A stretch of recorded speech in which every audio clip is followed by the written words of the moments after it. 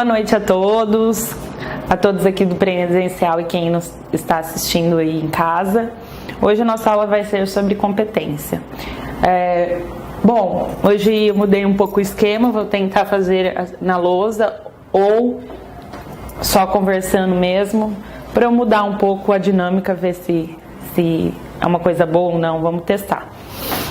Bom, competência. A gente falou que a jurisdição é una, né? É uma das características, o Poder Judiciário dar uma resposta só para um conflito que é levado a ele. Bom, então o que significa a competência? A competência é justamente essa medida da jurisdição, são os limites da jurisdição. Então, embora a jurisdição seja una, a forma de exercê-la é por meio da competência. Então, a competência ela vai definir a organização e a estrutura do judiciário. Sim, você vai ter uma resposta, só que não é uma resposta que você pode chegar em qualquer lugar e pedi-la. Você tem que seguir certas regras, né? E essas regras, elas têm essa razão de ser justamente para que o Poder Judiciário tenha uma racionalidade com as ações, né? Senão, igual eu disse, todo mundo entraria no mesmo lugar, né? Então, precisa de ter essas regras. Bom, onde que essas regras se encontram? A gente tem regra de competência na Constituição Federal, principalmente em relação às competências dos tribunais, né?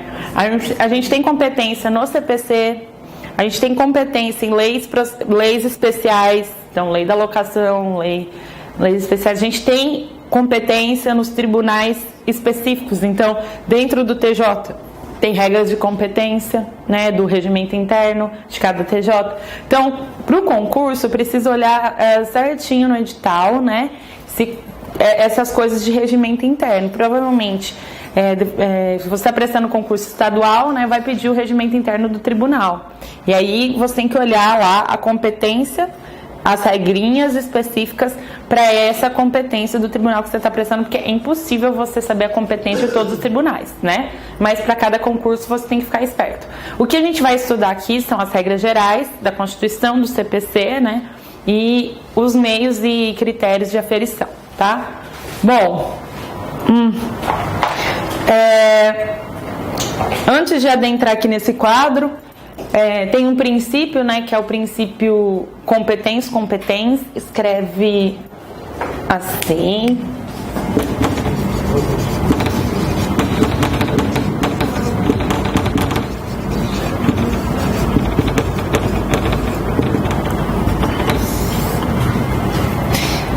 Que é um princípio que permite, né, que o próprio juiz que é incompetente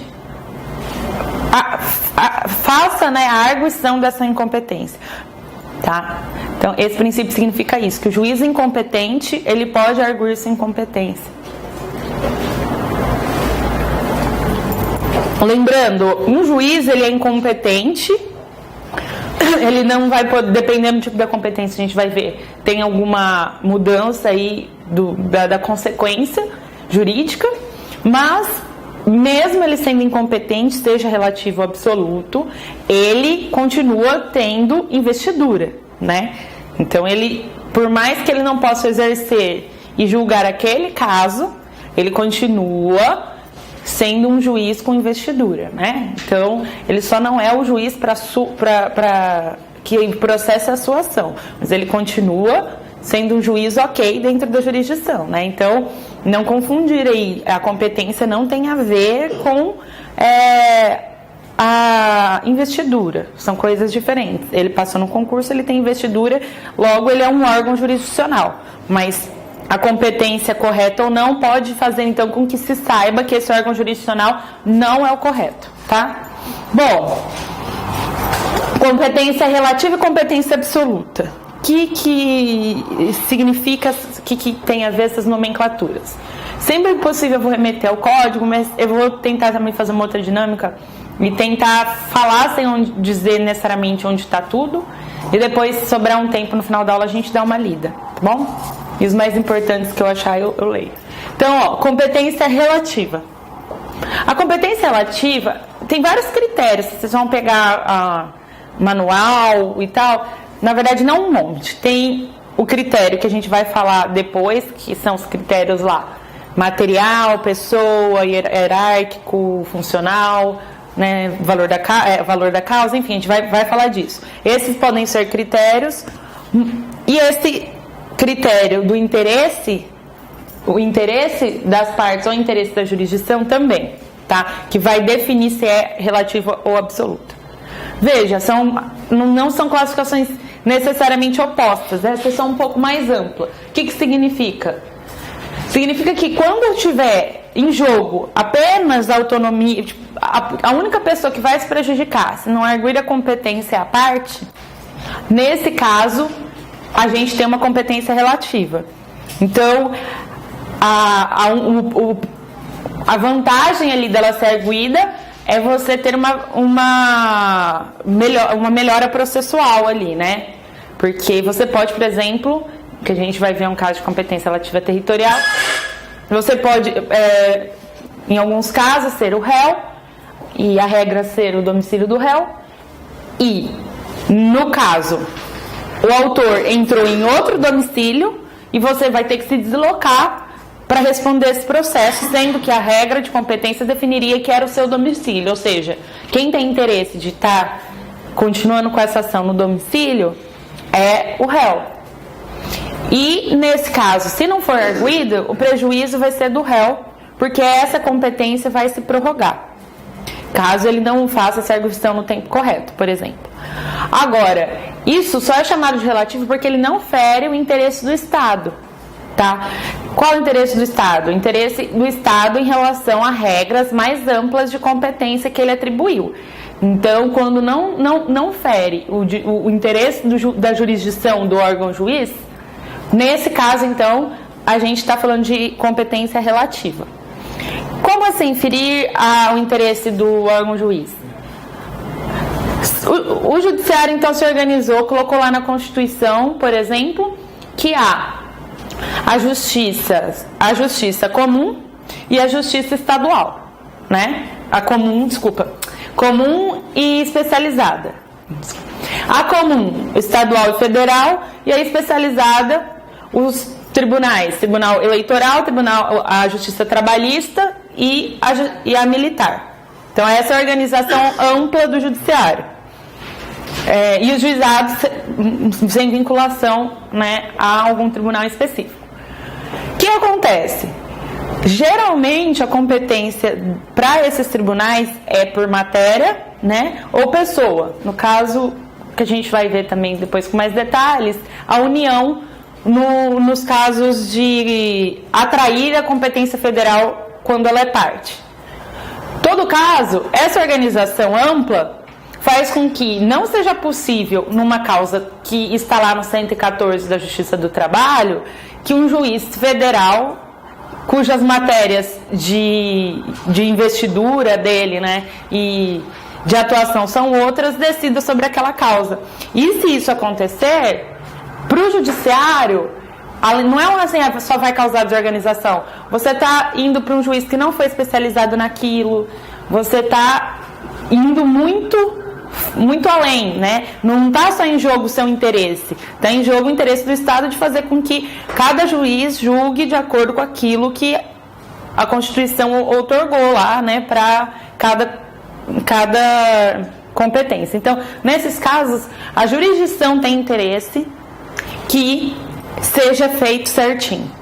Então, não está aí mais o interesse da parte, se vai prejudicar ou não a parte. Está o interesse da jurisdição como um todo, né? Do Poder Judiciário como um todo. Então, essa seria a regra mais geral. Quando o interesse é só das partes ou quando o interesse fere, pode até ferir as partes, mas no fim das contas vai ferir o interesse da jurisdição e do Estado juiz. Bom, quem são os legitimados para arguir essa incompetência? Então, há uma incompetência absoluta ou relativa. Quem pode? Bom, se for uma incompetência, né? Não a competência. Incompetência, né, Liz? Então, quem vai arguir a incompetência? O réu nos casos de incompetência relativa. Por que só o réu? Porque o autor é quem entrou com a ação. Geralmente,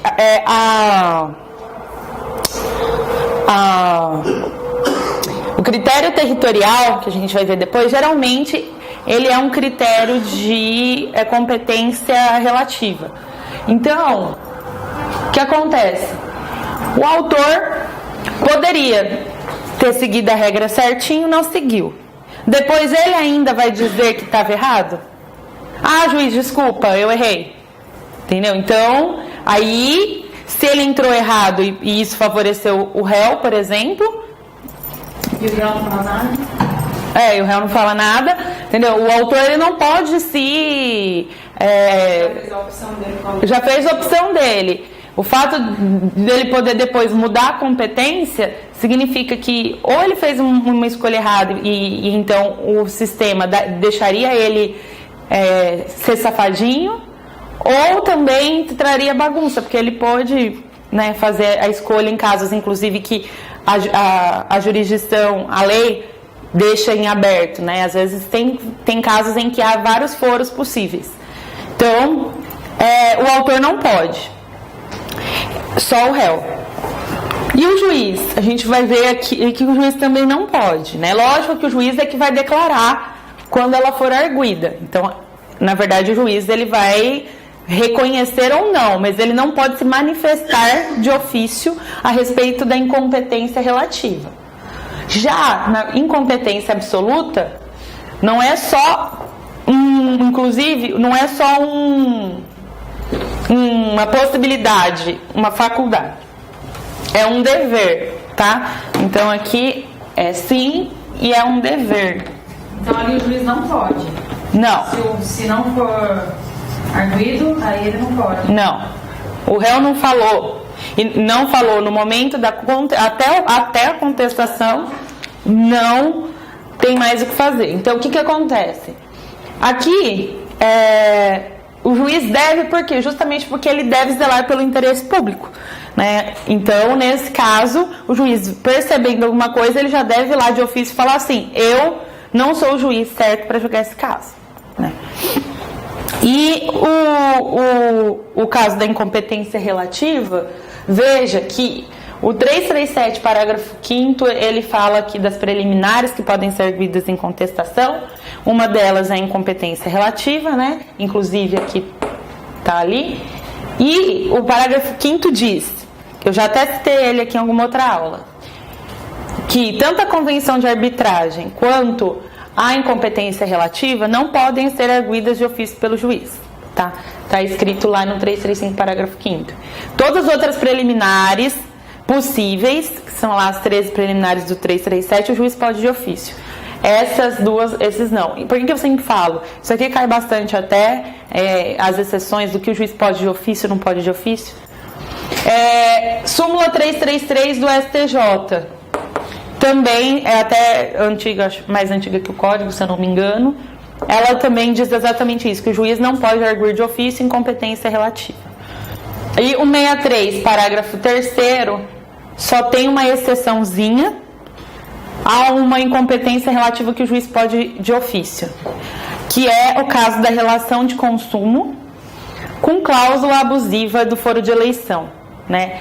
Então, o juiz, percebendo que há uma cláusula abusiva do foro de eleição, ele pode de ofício arguir. Esse aqui até vou ler para vocês, que é interessantinho. Então, o 63, parágrafo 3º. Antes da citação, a cláusula de eleição de foro, se abusiva, pode ser reputada ineficaz de ofício pelo juiz, que determinará a remessa dos autos a juízo do foro do domicílio do réu. Então, o 63 diz, é uma exceção. Nesse caso, o juiz também tem o dever de averiguar essa cláusula. Ok. Já falei, mas só para... Momento da arguição. Então, da incompetência relativa na contestação, antes você tinha que fazer uma peça separada, né, uma exceção de incompetência. Agora você vai lá das preliminares na contestação e coloca isso. É uma preliminar porque é uma matéria processual que pode alterar, né, o rumo do processo. Tá. E o caso da incompetência absoluta. Qualquer momento, em qualquer grau, em qualquer nível de jurisdição, tá? Mesmo se estiver já no segundo grau. Inclusive, aqui está o 9966, inciso 2º, é um caso de rescisória. Então, mesmo depois de transitado em julgado, ela ainda pode ser rescindida por meio de rescisória, caso se observe e ninguém tenha observado uma incompetência absoluta. Tá? Então, ela é um vício muito grave no processo, a ponto de poder até haver a incidência da rescisória. Bom, prosseguindo então, sobre a incompetência relativa. A gente viu mais ou menos o que ela é, quem pode arguir, o momento e tal. Então a gente viu que ela tem que ser arguida então até a contestação. Se ela for arguida em contestação, ela vai ser arguida na preliminar, e se ela for arguida antes, quando antes? Quando o juiz então cita o réu para ele comparecer na audiência de conciliação obrigatória, por exemplo.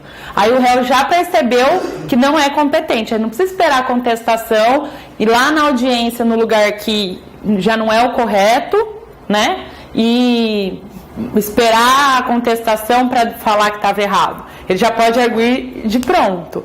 E aí, se ele for arguir, então, antes da contestação, ele faz uma simples petição falando que há uma incompetência relativa, tá? E ele pode fazer isso, artigo 340, ele pode fazer isso no próprio domicílio que seria o correto. Então, ele pode peticionar do tribunal que ele consideraria correto. Isso não é incompetência relativa. Bom, então, havendo a preclusão, porque passou a contestação, não foi falado nada pelo réu, há um efeito que a gente chama que é a prorrogação da competência, do artigo 65, que aquele juízo que não era o competente, a partir da inércia do réu, ele passa a ser competente, né? É uma exceção, né? E está lá no artigo 65. Agora, se houver alegação, né, ou em petição anterior ou na contestação, e o juiz acolher, falar, realmente eu sou incompetente, né, ele vai remeter ao juiz competente, ele é obrigado a fazer isso. O 64, parágrafo 3º, fala isso. E se ele não acolher, falar, não, eu sou o juiz competente, aí o processo também, nesse caso, continua, pode haver um conflito, nesse caso, pode haver um conflito de competência se a parte achar, já tiver entrado em outro lugar também, enfim, mas no geral ela teria que recorrer contra essa decisão do juiz, né? Se ela mesmo assim ficar insatisfeita com o que o juiz falar. Esse recurso do juiz aqui que não acolhe a incompetência relativa, mesmo que ele acolhe, alguma das partes não gostou. Que tipo de decisão que ela é, essa decisão do juiz? O juiz que decide sobre a incompetência relativa, essa decisão é o quê? Interlocutória. Então ela é uma decisão interlocutória, porque ela não põe fim ao processo e ela tem conteúdo decisório. Ok. Essa interlocutória, antigamente no outro CPC, toda interlocutória podia ser interposto um agravo de instrumento ou outro tipo de agravo. E agora não. Há um rol taxativo que é o 1015. Então o 1015 está lá todos os tipificado, tudo que pode, todos os casos específicos. Então, deferimento e indeferimento de tutela de urgência é um dos casos, né? Questões que incidam profundamente no mérito, tem lá os casos, quando vocês darem recurso ou quem quiser dar uma lida depois. Mas não tem o caso, essa situação, sobre incompetência relativa. Aí, o que deveria ser feito com esses casos? Você espera, as questões que não podem, que não estão no agravo de instrumento, você tem que esperar, e se ainda tiver indignado, falar isso na preliminar, né, da apelação. Então, quando você for apelar, se alguma questão ficou ali no meio do caminho, você pode tentar resolvê-la. Só que veja, a incompetência relativa depois não faz sentido. E aí falaram, deveria ter sido colocado, não deveria, o rol é taxativo, e voltou a discussão de novo. E ainda é uma celeuma. O que sobre incompetência relativa foi decidido? No recurso especial, relator Luiz Felipe Salomão, vou colocar um número ali.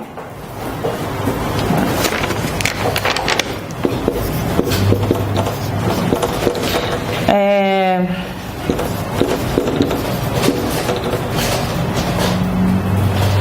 1679. Algo assim, porque nem eu tô entendendo minha letra aqui. Do Rio Grande do Sul, enfim. Foi decidido por unanimidade que essa é uma hipótese que não está no 1015, mas é cabível agravo de instrumento por decisão jurisprudencial, tá? Bom, mas então, se você abriu a porteira para outros casos eventuais, por exemplo, indeferimento de prova, então também vai caber? Porque não está lá e também poderia ser uma analogia? Não, aí o que aconteceu? Tem dois recursos repetitivos afetados para o STJ definir se o rol do 1015 é de fato taxativo ou não. Quer dizer, ele está escrito com todas as letras, mas o STJ vai ainda decidir sobre isso. A afetação não faz muito tempo, mas ainda não houve decisão até o momento. Mas tem que ficar esperto, que às vezes até a hora da prova, né, sai alguma coisa. Os atos do juiz. A regra geral é que os atos do juiz, no caso, o juiz anterior, né? Então o juiz vai e manda, é verdade, eu não sou competente, eu vou então mandar os autos para o juiz competente. No juízo, né? Competente. Aí chega no juízo competente, ele já tinha feito algumas coisas no processo, por exemplo. O que acontece com esses atos que ele já fez no processo? O 64, parágrafo 4º, diz que, em regra geral, eles prevalecem. Mas olha lá. Salvo decisão judicial em sentido contrário, conservar-se-ão os efeitos de decisão proferida pelo juiz incompetente, até que outra seja proferida, se for o caso, pelo juiz competente. Então, se o juiz que é competente não falar nada e ninguém pedir a respeito dos atos anteriores, tipo, tem que anular por algum prejuízo que acabou trazendo, aquilo que já foi feito permanece, tá? Bom, agora a gente vai só entender as disposições gerais, vou dar uma lida bem rápida nos mais importantes. A regra geral, gente, é que a competência ela é definida, está lá no artigo 43, no registro ou distribuição da petição inicial. Então, registro é para quando tem uma vara só, e distribuição são casos em que tem várias varas, então tem que haver uma distribuição naquele juízo correto. Então, havendo o registro e distribuição da petição inicial, você ali já determinou a competência. E aí, e se depois, então, a pessoa muda? Então, eu tinha que entrar no domicílio do réu. Na época, ele morava no Guarujá. Agora, eu descobri que ele está morando em Porto Velho. E aí? E aí, agora eu digo assim, depois de já ter entrado com a petição inicial. São irrelevantes as mudanças posteriores. O que vale é do momento que houve a distribuição, ela estar correta no momento em que a competência foi definida. Depois houve qualquer tipo de modificação, aí é irrelevante. Agora, e esse salvo? Salvo quando suprimirem o órgão judiciário ou alterarem a competência absoluta. Se vier alguma lei, uma emenda constitucional, alguma coisa que mude alguma regra de competência absoluta, por exemplo, a regra de competência da Justiça Federal, né? Se vier alguma coisa assim, é óbvio que vai ter que ser mudada na hora. Então, estava correndo na Justiça Federal porque a União fazia parte e é a regra que está lá. Se mudarem isso e quando você entrou com o processo você fez certinho, ele está dizendo que aqui não interessa, que você tem que mudar também. Então, são exceções. Então, regra geral, competência determinada no registro e na distribuição, sendo irrelevante qualquer modificação. Exceção, os casos em que há uma supressão de órgão judiciário, né? Por exemplo, hoje a vara da violência contra a mulher, né? E se né, que não é muito difícil, acabarem com o coitadismo no Brasil e não tiver mais vara da infância também, mas não tiver mais vara, né, da mulher, nada assim, né, os juizados especiais aí se suprimir órgão, obviamente que se parou de existir, vai ter que mudar para outra competência, né, não tem como continuar no órgão que não existe. Então é isso que está querendo dizer aqui, tá? Supressão ou alteração de competência absoluta excepcionam essa definição da competência. Não sendo isso, alguns outros casos também, tá? Mas esses no CPC. Não sendo, então, esses, qualquer outra mudança é irrelevante. Então, agora, quais são as etapas para avaliar, para a gente entender como chegar nesse juiz competente? Quero saber qual é a competência. O que eu tenho que fazer para saber qual é o foro e como que funciona. Bom, a primeira etapa, então aqui eu vou colocar assim, né? Como saber o juiz competente? A pergunta. Ai, em cima é mais difícil.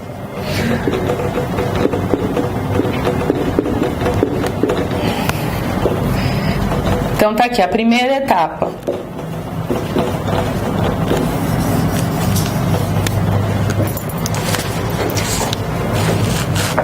Então você vai verificar.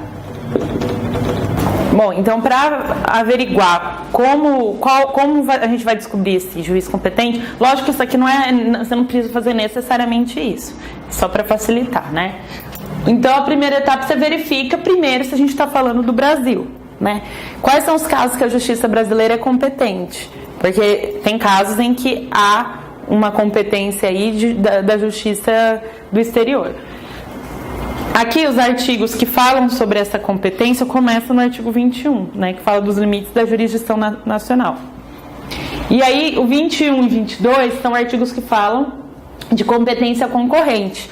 O que é competência concorrente? Tanto o Brasil se julga competente, quanto ele também aceita que essa competência, né, possa ser de outro país. E na competência exclusiva, que é do artigo 23, nesses casos, o Brasil só aceita, né, quando você entrar no Brasil em relação a esses casos. Então, quais casos são eles? Olha lá o artigo 21, né, da competência concorrente.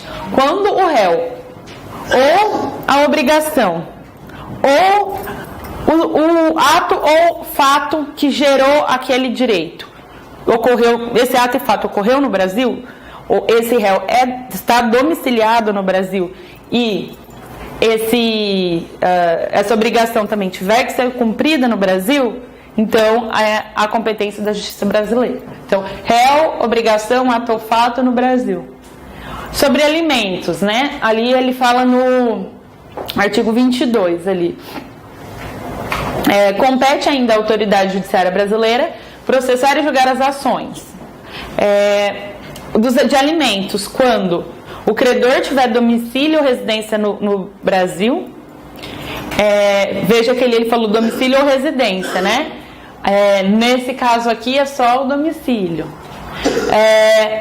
O credor, o réu mantiver vínculos no Brasil, tais como posse ou propriedade de bens, recebimento de renda ou obtenção de benefícios econômicos. Tem alguma relação com o Brasil que possa justificar, né, o pagamento dessa dívida, o Brasil é competente. E o B, o réu mantiver vínculos no Brasil, tais como posse ou propriedade de bens. Já falei, né? Já falei. O 3 ali, então. Decorrentes de relação de consumo quando o consumidor tiver domicílio ou residência no Brasil, né?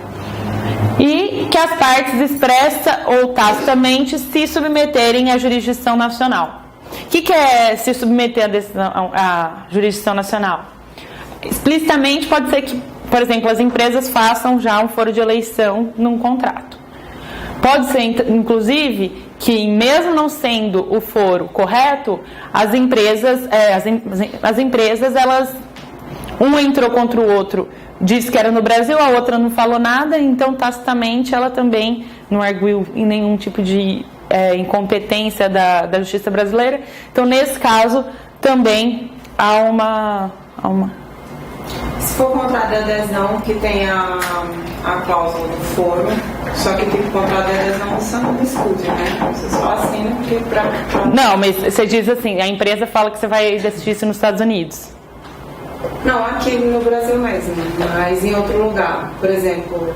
Não, então, a cláusula de eleição de foro abusivo, o juiz pode reputar de ofício, que é aquela... Isso daí o juiz pode. Okay. Mas aí já é competência interna. Continuando então. São competências concorrentes, tá? É possível, por que concorrentes? Se você entrar em Portugal,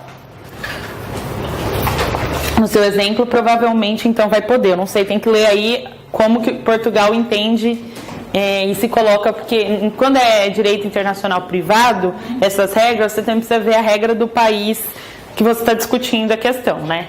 Então, assim, abstrato eu não sei dizer. Bom, olha lá, o 23 já compete à autoridade brasileira com exclusão de qualquer outra. Aí vem conhecer imóveis, conhecer de ações relativas a imóveis situados no Brasil. Tem imóvel no Brasil? Não interessa se esse imóvel está no nome de um proprietário que é estrangeiro. O imóvel está no Brasil, a discussão, segundo a justiça brasileira, tem que ser dela, porque o imóvel está aqui. Em matéria de sucessão hereditária, proceder à confirmação de testamento, inventário e a partilha. Então, sucessão hereditária também, né? No caso de, mesmo o autor da herança, né, sendo de nacionalidade estrangeira, ele tendo imóveis aqui situados no Brasil, na verdade não é nem imóveis, ele fala bens, né? Pode ser bens móveis, pode ser dinheiro, enfim. Tem coisa no Brasil, mesmo sendo estrangeiro, a sucessão se daria aqui no Brasil em relação a essa matéria. Em relação aos bens que se encontram aqui, no caso. Sim. Se tiverem bens fora, creio, vai tratar, né? acho que não. Depende. Aí eu acho que vai depender um pouco de quem são os herdeiros, né? Porque se os herdeiros daqui, eles já forem os únicos herdeiros necessários, provavelmente já vai entrar nesse inventário todos os bens do... O levantamento do imposto, ele aconteceria lá no país estrangeiro, porque no Brasil, por exemplo, no inventário de Salvador, se tem um imóvel em São Paulo, o levantamento do TCMD é feito aqui em São Paulo referente ao imóvel daqui. Mas aí é por questão do tipo de relação tributária que a gente tem interna. Eu não sei se externamente... Não acho que o Estado brasileiro deixaria o outro Estado receber, não. Mas aí Uma coisa é a regra do ITCMD do Brasil, outra, não sei. Não, pode ser? Não entra não, né? Que eu saiba, né? Então, isso que eu tô falando, pela lógica, vamos pensar assim, eu não sei realmente, não sei a regra, mas... Se as regras de não. Mas pensa na regra, pensa assim, você entrou com uma ação e a pessoa tem uma casa no Brasil e uma casa em Portugal, que seja, em Portugal. Nesse caso, ela só tem filhos no Brasil, herdeiros necessários, não deixou testamento, né? E também não tem questões de doação, enfim, sucessão simplesinha ali, herdeiros necessários, e os herdeiros são brasileiros, tá?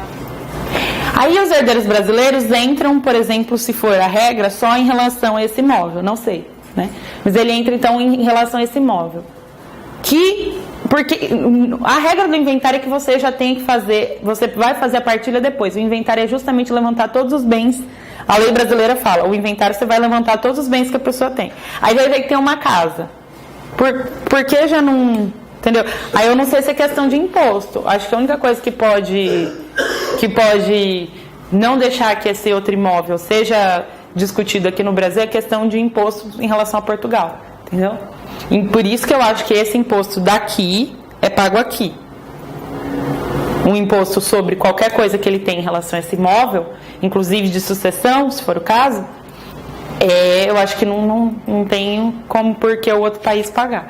Essas questões de Estado ocorrem porque é a nossa regra interna. Mas está no Brasil, o Brasil não vai dar esse dinheiro para Portugal, não faz nenhum sentido. Mas o imóvel estando lá se caracteriza bitributação. Se o Brasil cobrar... Não, do imóvel de lá, então. Aí eu tô falando, eu acho que é por isso que nesse caso não poderia processar o inventário aqui. Sim. Com os dois, né? Mas se não fosse a questão meramente tributária, eu não sei se teria problema, não. Até uns termos de cooperação entre os países, como é que funciona? Vai que eles, tipo, vai que o Portugal tem um termo de cooperação, o Brasil faria isso, e aí o próprio judiciário daria esse valor para Portugal, assim, sem você ter que entrar. É possível, nunca parei para pensar. Mas, ó, vamos lá então. Isso daí... Fiquem tranquilos que o povo da Defensoria não vai ter casa em Portugal. Vocês... Realmente. Vamos lá no artigo 24, né, que a gente tava. Então tá. Não, 23, 2. Então a gente falou primeiro sobre imóveis, depois de sucessão hereditária em relação a bens no geral, aí não só imóveis. Divórcio, separação ou dissolução de união estável, né? Aí ele fala, ainda que o titular seja de nacionalidade estrangeira ou tenha domicílio fora do território nacional. Então, se tem bens situados no Brasil, para sucessão e para dissolução, né, divórcio, dissolução de união estável e tal, é no Brasil. Bom, e aí, agora é o 24, é isso. Bom, o que fala esse artigo 24 aí? Ele fala que a ação proposta no estrangeiro não induz litispendência para a ação nacional. Ou seja, você pode estar discutindo o que é litispendência. Litispendência é um fenômeno processual quando você tem duas ações iguais. O que define o que é uma ação igual à outra? Você dá uma olhada nos elementos da ação. E quais são os elementos da ação? Partes, pedido e causa de pedir, tá? Causa de pedir, a gente tem ali como os fundamentos fáticos e jurídicos, as partes, o autor e o réu, e o pedido, o que você pretende, né, com aquela ação. Lembrando que temos, e isso é importante, a gente tem o pedido mediato e o pedido imediato. O pedido mediato, ó, lembra que começa com M, é em relação ao direito material. M também. O imediato é em relação às tutelas processuais. Pedido processual. Como assim?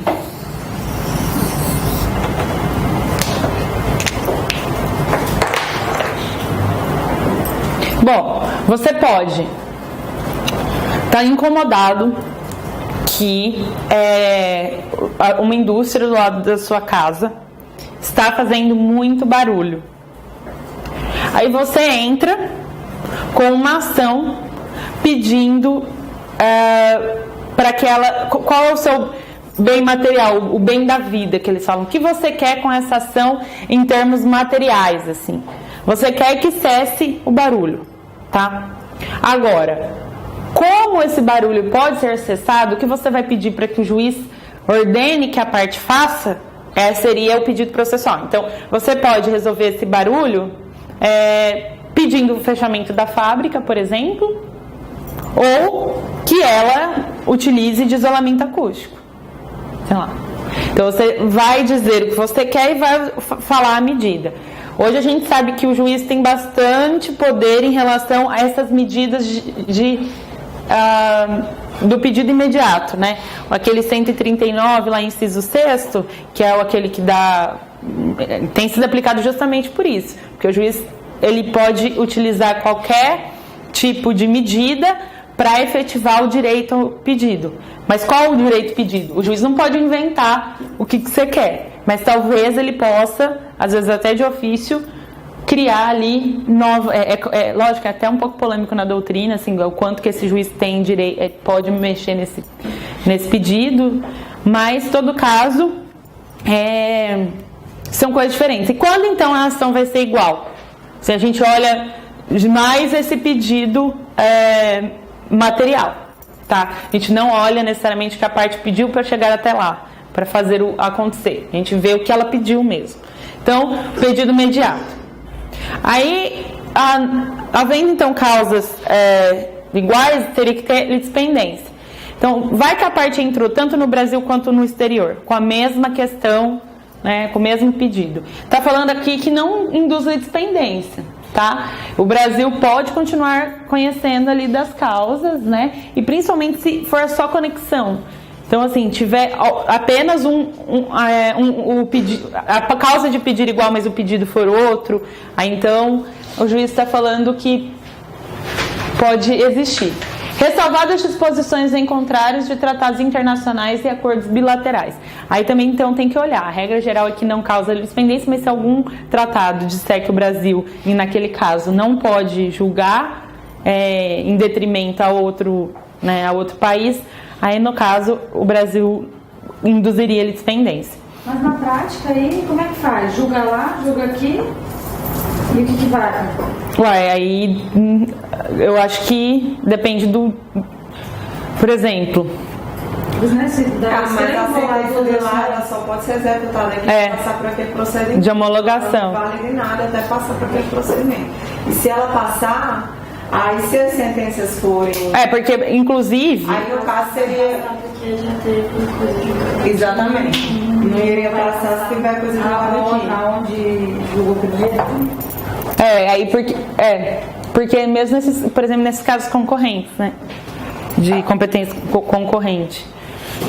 Mas, olha lá, a pendência de causa perante a jurisdição brasileira não impede a homologação da sentença judicial estrangeira quando exigida para produzir efeitos no Brasil. Então, se lá for primeiro, mesmo já existindo uma sentença aqui, uma ação no Brasil, é possível homologar.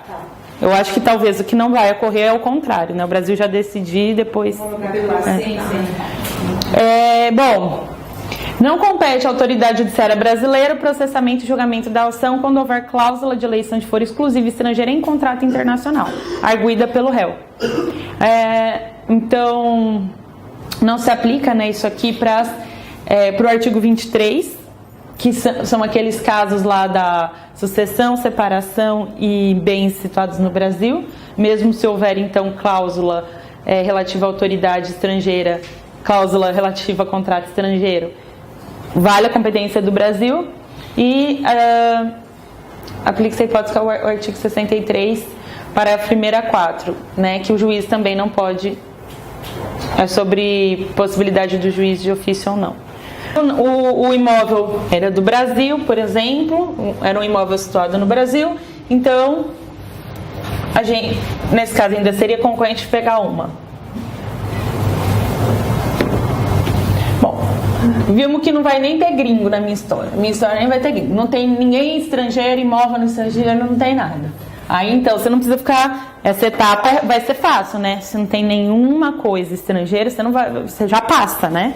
Só vai brincar de qual artigo e que coisa tem em cada, inclusive olhar os tratados e tudo mais, se houver alguma questão internacional. Tá, não tem. Então aí a gente vai então falar de competência interna dentro do país.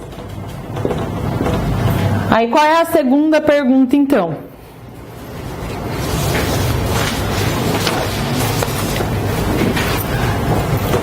Tribunais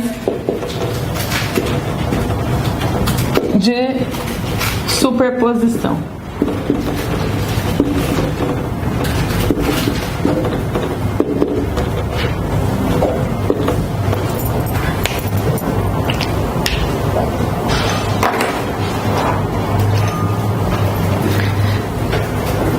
Então, quais são os tribunais de superposição? STF e STJ. Aonde que tem que olhar isso? Lá no artigo 102(1) da Constituição Federal. Tá? Então vamos dar uma olhada na competência do STF para processar e julgar originariamente, ou seja, a competência originária. O que significa isso? Significa olhar, será que a minha ação vai direto para o STF? É um caso de já ir direto? Por quê? Porque tem ações que o STF ele já julga sendo instância primeira e última. Né? E aí são os casos do 102. Então você vai lá e dá uma olhada. Ação direta de inconstitucionalidade de lei ou ato normativo federal ou estadual. Então, ação direta de inconstitucionalidade de lei, você não entra no primeiro grau. Você já vai lá. E a ação declaratória de constitucionalidade de lei. Então, a DIN e a DECOM. Tá. Mas no caso, a ação declaratória de constitucionalidade de lei é um ato normativo federal e só da inconstitucionalidade que é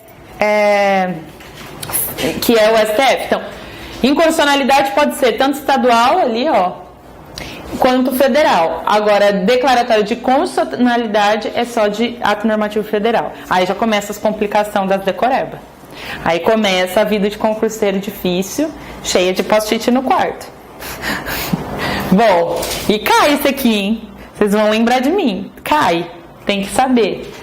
B. Nas infrações penais comuns, o presidente da República, o vice-presidente, que são aquele foro de prerrogativa de função. Os membros do Congresso Nacional, seus próprios ministros e o Procurador-Geral da República. Precisa ter aquele quadrinho também. Foro, STF, tal, tal e tal. Aí eles vão perguntar, o governador é aonde? Né? E aí confunde tudo. Então, no STF, presidente da República, vice-presidente, membros do Congresso, ministros e Procurador-Geral.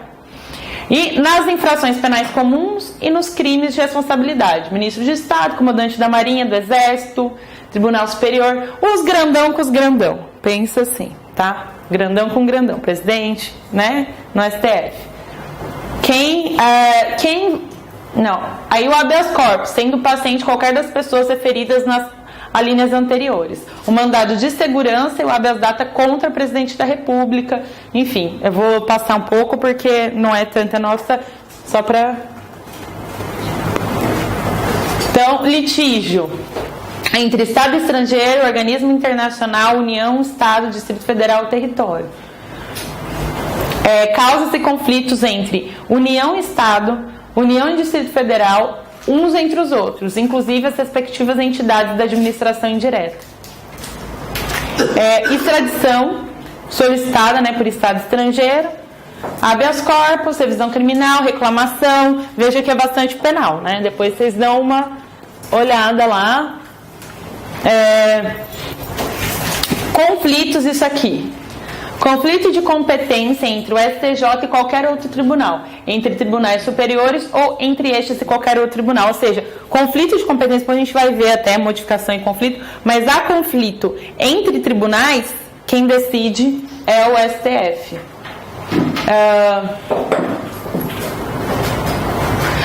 Pedido de medida cautelar das ADINs. Mandado de injunção quando a norma regulamentadora for a atribuição dessa galera.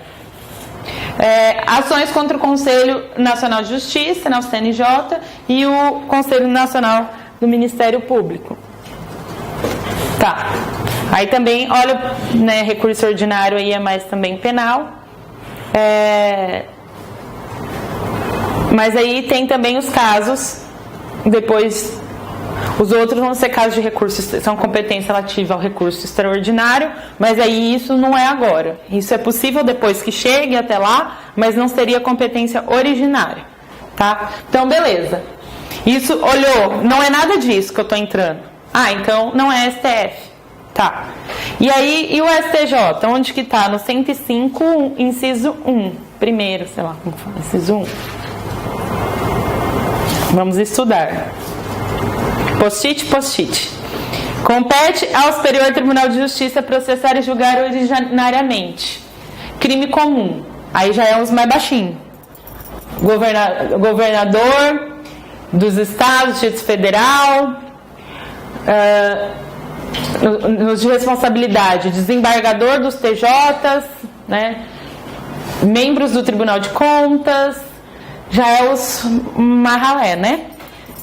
Aí vem mandado de segurança e habeas data contra ato de ministro de Estado. Habeas corpus. Aí também esse é interessante, ó. Conflito de competência entre quaisquer tribunais, que não ressalvado, né, o que é do STF, bem como entre tribunal e juízes a ele não vinculados e entre juízes vinculados a tribunais diversos. Então, por exemplo, um juiz trabalhista com um juiz federal. É o STJ, não são tribunais. Revisões criminais, ações decisórias de seus julgados, reclamação, tal, conflitos de atribuição, enfim. Pois vocês leiam que é mais constitucional e até penal as questões, homologação de sentença estrangeira, enfim. Mas olhou, viu que não é nenhum desses casos de competência originária, qual é a próxima etapa? A próxima etapa é entender se é da competência da justiça especial, que é a trabalhista, militar e eleitoral, ou se é da justiça comum, estadual ou federal. Como você vai saber isso? Você tem que entrar aí, dependendo da matéria, você vai ter que ir lá nos artigos de cada tribunal e dar uma olhada se aquela competência daquele caso específico é atraída para aquele tribunal especial. Então você olha primeiro os especiais. Ah, é causa de relação de trabalho? Não. Então, aí você dá uma esgotada lá, aparece que não é da então competência da trabalhista. É causas envolvendo militar, envolvendo questões aí? Não. Então já não é. Tem a ver com o eleitoral? Não tem. Óbvio que não é tão simples assim, mas já é. Então, ou vai ser federal ou estadual, provavelmente, né? Que são as mais comuns, inclusive, além de trabalhista mesmo. Militar é bem difícil, né? E eleitoral, dependendo muito específico do autor e do réu. Bom, tá. Descobrimos então que descobri que é de uma justiça especial. E aí? E aí que acabou. Você vai para a justiça especial e aí as regras dessas específicas a gente não vai estudar porque não cai no concurso. Agora, e se cair na justiça, e se não for nenhuma delas, for a estadual ou a federal? Aí então a gente vai para quarta etapa, que é entender se é estadual ou se é federal. O artigo 108 e 109 da Constituição Federal vai colocar quais são os casos de competência federal, da Justiça Federal. Esse aí também é interessante dar uma olhada, tá? Então você vai lá e vê. Qual que é o caso mais clássico? A União fazer parte do processo, né? Olhou esse rol aí, e além de leis esparsas que às vezes também podem definir essa competência da Justiça Federal. Não é, só pode ser estadual. A estadual, então, ela é definida de forma residual. Primeiro você olha a federal para depois entender se não é estadual. Bom, e a quinta etapa? Seria o grau de jurisdição. Eu entendi que é estadual, entendi que é federal, mas será que eu já tenho que entrar direto no tribunal? Aí tem que olhar se teria também algum foro de prerrogativa. Na civil, isso não, é muito difícil de acontecer, tá? Talvez em umas ações de improbidade, alguma coisa assim. Mas provavelmente é primeiro grau. E aí, então, você vendo que é primeiro grau, você tem que descobrir, então, qual é o foro competente. Ou seja, dentro da Justiça Estadual, qual é o estado e qual é dentro do estado a cidade. Né?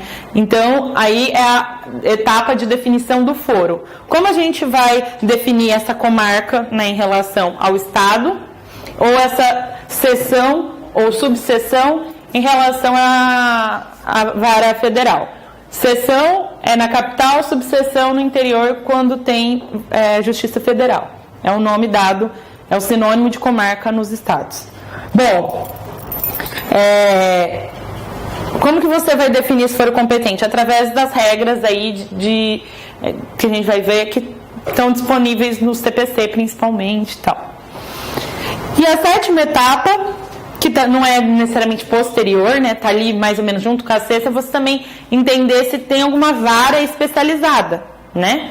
Então, a partir do momento que você entendeu que a Justiça Federal e Estadual, tem que entender se não tem alguma vara especializada, algum juizado especial, alguma coisa assim, né?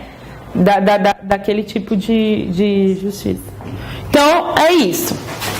Aí, como que a gente vai ver? O que a gente vai ver agora? Os critérios de definição e depois as regras que o CPC coloca em relação à competência. Critérios de competência. Então, a gente já viu aqui que eu cansei de escrever, né? Então, critérios de competência agora. Não são coisas diferentes, tá? Só são formas aí de mostrar, mas o critério tá junto aí nesses níveis, nessas etapas. Bom, sobre o primeiro critério é em relação à matéria, né? Que a gente falou que, inclusive, em alguns momentos você vai ter que olhar isso. O segundo critério, pessoa. O terceiro, o que a gente chama de funcional e hierárquico.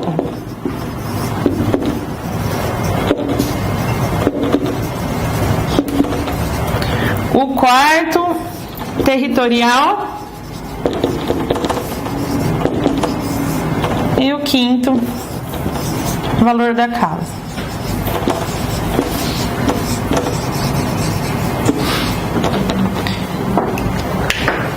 Isso é chamado de critério de definição de competência, mas o que a gente fez anterior também acaba sendo critérios, entendeu? São as mesmas coisas, mas com outros nomes. E por que é interessante fazer? Bom, essas daqui, ó, quando a gente estiver falando e estiver discutindo matéria, qual matéria que é? É matéria específica do direito do trabalho eleitoral? Quando a gente vai discutindo tudo isso, ou a pessoa, tanto por foro de prerrogativa de função, quanto a união tá no jogo, ou funcional hierárquico, que a gente vai ver, já vou explicar ali, isso aqui é competência, a regra geral, tá? Que tem as exceções.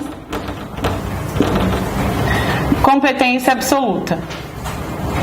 Então você pensa assim, tá, eu entendi que competência absoluta, junte as duas coisas, tá? A competência absoluta é quando vale o interesse do Estado juiz, né? Tá.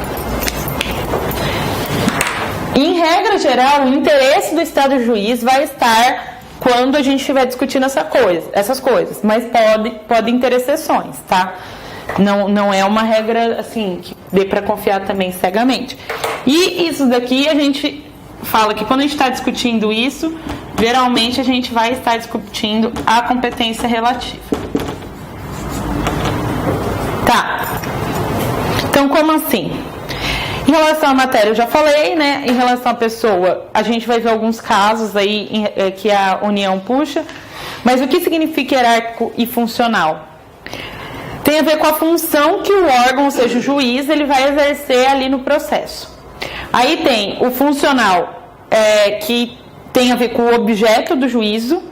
Então, é possível que em alguns casos, principalmente competência originária, comece no órgão fracionário, né, a discussão, e depois, nesse mesmo nível, só que em outro lugar do STF, ocorra um julgamento em plenário, por exemplo.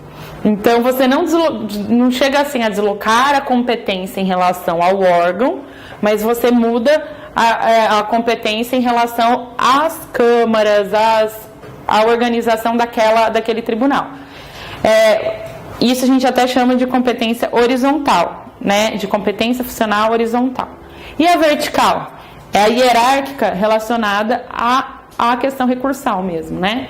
Então, dependendo do recurso, você precisa ver se qual tribunal você tem que recorrer, né? Então, esse também é um critério definidor de competência, porque se você tiver que recorrer para o TJ, porque é uma apelação, não tem como você querer apelar para o STF. Então, isso vai ser um critério que vai segurar aí e vai definir qual competência que é a correta. E também... também falam que esse critério aí, funcional e hierárquico, tem a ver com fases do procedimento, também na horizontal. Como assim? Agora a gente ainda tem, né, a carta precatória, que é o ato de comunicação entre os juízes, por exemplo, ouvir uma testemunha, mas hoje com a questão de internet e videoconferência, os juízes até nem têm usado tanto mais precatória, né? Assim, eles tentam ouvir as partes. Mas, nesse caso, vamos supor que o juiz pede alguma diligência para um juiz que tenha competência para aquilo, veja, os dois são competentes para aquele ato, né? Não há uma delegação de competência, a competência para cada um continuou, e você, então, tem cada juiz ali exercendo a sua competência de acordo com a sua função, ou seja, de acordo com o que o órgão jurisdicional tem a oferecer e a função dele naquele processo. Tá. Então, quando você estiver analisando isso é competência absoluta. Então, recurso é a competência absoluta, tal. Territorial.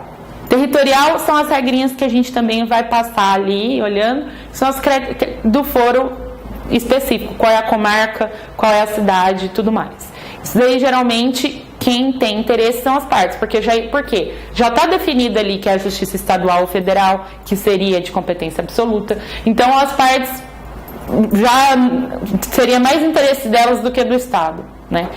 Então, o territorial é isso. E o valor da causa, no caso, por exemplo, do JEC, que avoca a competência, né? E é relativa porque ela é uma faculdade. Você não é obrigada a entrar no JEC. Você pode entrar na Justiça Ordinária. Se quiser e tiver lá o critério, você entra no JEC, tá? Bom, o que a gente vai agora aprofundar? Nas regrinhas sobre que estão dispostas sobre pessoa em relação à união, e depois aqui no territorial o artigo 46 e seguinte. Então, o artigo 109, inciso 1º, ele diz que quando a União ela é parte do processo, o processo, então, ele tem que ser ou modificado, né, para a Justiça Federal, ou você tem que entrar direto na Justiça Federal, né? Como? A União, como assim mudar para federal? Tem casos que a União entra depois, como assistente ou algum tipo de intervenção de terceiros. Nesse caso, então, mesmo aquela competência estando correta anteriormente, modifica-se a competência. O artigo 45, colocar esses casos que estão, ele repete o que está na Constituição Federal e coloca algumas coisinhas, não há mais, mas só para também colocar no código. Tramitando o processo, então, perante outro juízo, os autos serão remetidos ao juízo federal competente se nele intervier a União, suas empresas públicas, entidades autárquicas e fundações, ou Conselho de Fiscalização de Atividade Profissional, na qualidade de parte ou de terceiro interveniente. Então, veja, Conselho de Fiscalização de Atividade Profissional é federal. Então, CRM, né, todas essas OAB. Então, tramitando esse processo, há uma intervenção desses órgãos, tem que mudar para a Justiça Federal. Quando que não vai acontecer isso? Quando se tratar de recuperação judicial, que a gente fala até que há uma universalidade aí do foro, no caso de recuperação judicial, ele atrai tudo que tem a ver com aquela matéria. Falência, insolvência civil e acidente do trabalho. E sujeitas à Justiça Eleitoral e à Justiça do Trabalho. Então, mesmo, né, sendo interveniente a União, se é eleitoral o trabalho, não vai. Bom, só lembrando aqui, lendo rápido, assim, parece que ele colocou quase todo mundo da administração direta e indireta ali no CAPT. Mas observem que não fala da sociedade de economia mista, ou seja, Banco do Brasil, Petrobras. A sociedade de economia mista não avoca essa modificação de competência. Então, se o Banco do Brasil entra como um terceiro, por exemplo, num processo, o processo continua onde ele está. Não há mudança para federal. Observação número 2 também, né? O artigo 109, parágrafo 3º, coloca também outro caso aí de modificação de competência, que não está aqui, que é o inverso, né? São casos em que seriam da Justiça Federal, mas como a Justiça Estadual ela é mais capilarizada, ou seja, tem muito mais municípios, né, do que a Justiça Federal, não havendo naquele município Justiça Federal, em casos previdenciários, é possível, então, que a Justiça Estadual faça as vezes, né, da Justiça Federal. Então, o juiz estadual ali, ele acaba tendo competência por causa da Constituição Federal, do artigo 109, parágrafo 3º, essa competência para julgar os casos previdenciários relativos em que não tem justiça federal naquele município. E o recurso disso? O recurso dessa apelação, por exemplo, não vai para o TJ, tá? Apesar de ter essa competência, se houver recurso, vai para o TRF. Aí sim vai para o TRF correspondente. Bom, e cumulação de pedidos? Como assim?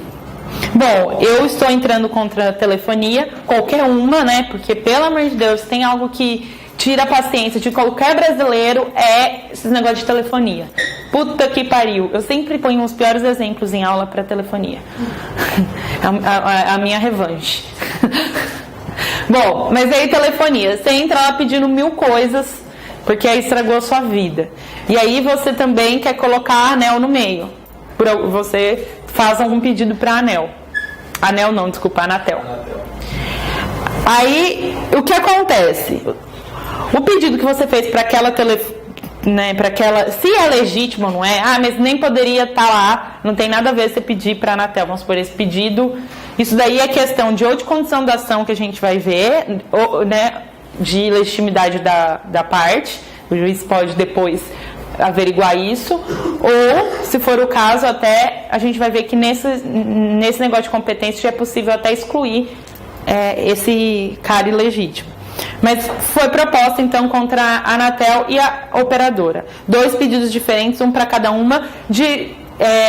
Por que essa acumulação foi possível? Porque é a mesma causa de pedir. Beleza, então a mesma historinha aconteceu, né, que ensejou, então, esses pedidos diversos. O que acontece com esse negócio de ir para a Justiça Federal ou ficar na estadual? Se for, então, tem um ente que no caso a Anatel, que aqui entidade autárquica, o que acontece? Então teria que mudar a competência, mas é só um pedido, o outro juiz seria incompetente para o pedido em relação a uma obrigação civil na esfera contratual que não tivesse a União. O que acontece então? Bom, aí o juiz, então, esse juiz da estadual, por exemplo, ele julgaria o pedido relacionado à TIM, por exemplo, e levaria o outro pedido, né? Se o juiz achar que o da TIM é pertinente, ele vai julgar só o da TIM, não vai julgar o da Anatel, e se você quiser, você entra com outro processo. Ou ele, não se achando competente, ou na dúvida, né, sobre a pertinência da participação do ente federal como parte legítima, ele pega e manda esse processo para o juiz federal decidir. O juiz federal vai decidir tanto, então, sobre a pertinência, né, desse ente legitimado. Quem pode decidir sobre essa pertinência ou não sempre é o juiz federal. Isso está na súmula 150 do STJ. E depois, eventualmente, esse juiz federal pode devolver esse processo para o juiz estadual, em casos, por exemplo, que ele acha que não há pertinência de permanência aí desse polo passivo que foi dado. Então, onde que está isso? Está lá nos parágrafos. Então, serão remetidos se houver pedido cuja apreciação seja de competência do juízo perante o qual foi proposta a ação, que é isso. Então o juiz vai julgar o da TIM, não vai mandar para o da federal porque ele tinha competência em relação a um, e aí você que se vire para depois entrar com uma outra ação. Na hipótese do parágrafo 1º, o juiz, ao não admitir a acumulação de pedidos para apreciar qualquer deles, não examinará o mérito daquele em que existe o interesse da União, das suas entidades autárquicas ou de suas empresas.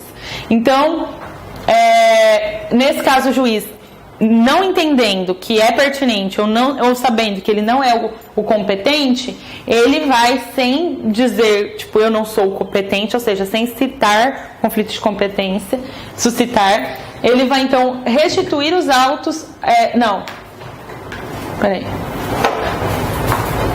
ele vai mandar para o juiz federal. Aí o juiz federal vai analisar e vai restituir os autos, por exemplo, se ele achar que que de fato a Anatel não tinha que estar lá, por exemplo. Aí ele vai tirar a Anatel, tirando a Anatel, ele não tem por que julgar o caso, e aí então voltaria aqui para o ente estadual, né, para o juiz federal.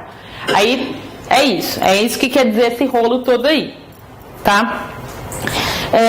E dê uma olhada nessa súmula, então, 150 do STJ. Artigo 5º da Lei 9.469 de 1997, que especifica algumas coisas aí relativas à União, diz sobre a intervenção anômala da União Federal. É uma intervenção de terceiros que essa lei permite que a União faça. Uma assistência diferente. A assistência que a gente tem da intervenção, tanto a assistência simples quanto qualquer tipo de assistência que a gente tem no CPC, o que acontece?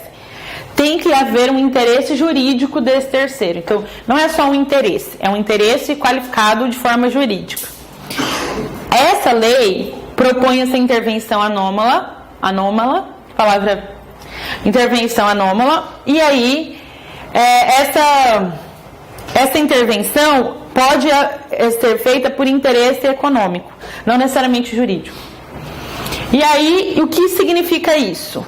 Significa que é um caso, então, aqui, que vai poder ocorrer, mas não vai modificar a competência, tá? No caso, então, de intervenção anômala, não modifica a competência para federal. Ela vai continuar como assistente, mas nesse caso, então, a assistência vai ser perante o órgão estadual. Aonde está isso? Está lá, ou coisas relacionadas. Súmula 224, 324 e 489. Acho que do STJ eu não coloquei aqui. Mas se não for do STJ, você aproveita, lê qual que é do STJ e vai para o do STF. Bom, agora então, vimos mais ou menos as questões aí com a União, tá? As mais importantes. Vamos passar para entender então a territorial, que é o próximo artigo aqui. A ação fundada em direito pessoal ou em direito real sobre bens móveis será proposta, em regra, no foro de domicílio do réu. O que isso então traz pra gente? Obrigação, tá? Aí agora já vem as regrinhas territoriais aí de competência, para você saber qual é a comarca e qual ou seção e subseção, ou seja, que cidade, né? Vamos dizer assim. Então, a regra geral para obrigações, ou seja, direito quase geral, quando eu não estiver falando nada, ou seu caso não tiver nenhuma exceção, a regra é o domicílio do réu, tá? E aí, quais são as outras hipóteses? Aí, no 47, por exemplo. O 47 é em relação, é a regra geral, para os casos em que a gente só está falando de direito real, ou seja, direito real envolve direito de propriedade, né, direito de posse até, sobre um imóvel.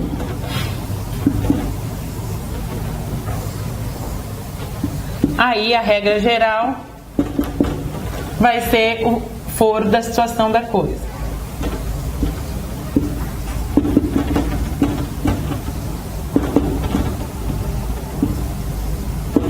Tá. Então isso aqui está no artigo 47. Esse aqui no artigo 46. Bom.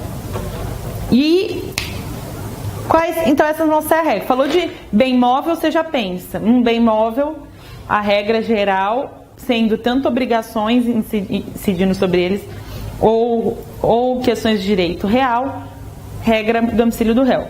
Falou de bens imóveis, regra geral, falando sobre questões de direito real, a regra seria então de situação da coisa. Aí vem as exceções, né, que podia ser assim. Bom, as exceções estão já dispostas nos próximos aqui, né? Mas só queria pontuar no 47 que isso assim cai também na defensoria, cai muito. Cai muito. Que é o seguinte, o 47, veja, olha, para ações fundadas em direito real sobre imóveis é competente fora de situação da coisa. Eu não estou falando que isso aqui é uma competência territorial. A competência territorial não é relativa. Olha o parágrafo 1º.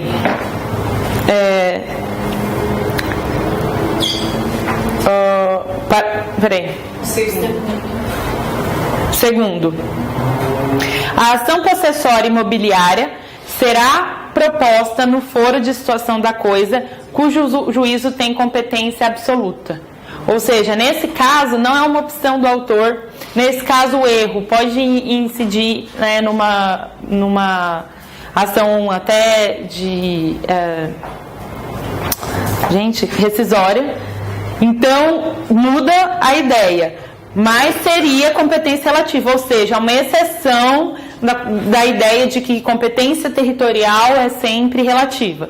Esse parágrafo 2º diz que essa ação imobiliária ela vai ser uma ação, vai ser uma exceção, então ela vai ser territorial, mas ela seria então relativa. Mas por que eles dizem? Tem gente que diz que não é exceção, gente que diz que na verdade é uma competência funcional, porque o juiz, muitos entendem que a funcional também tem a ver com a função ali que o judiciário pode exercer mais facilmente, então seria funcional absoluta, então tá tudo certo.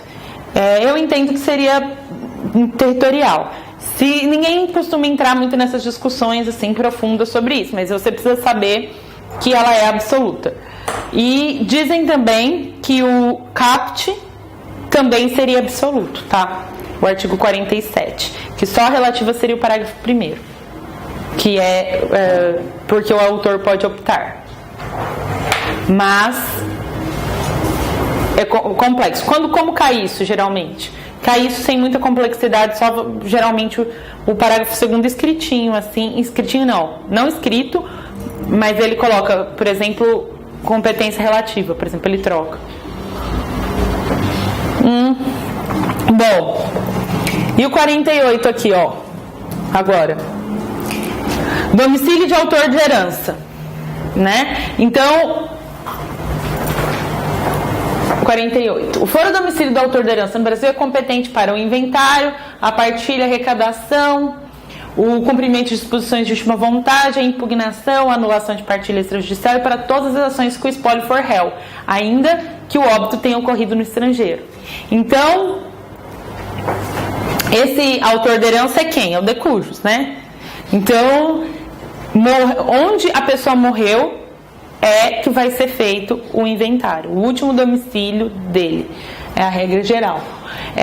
Se ele não tinha domicílio certo, aí vai ser o foro da situação dos bens, não havendo bens imóveis. O foro da situação dos bens imóveis, não havendo bens imóveis.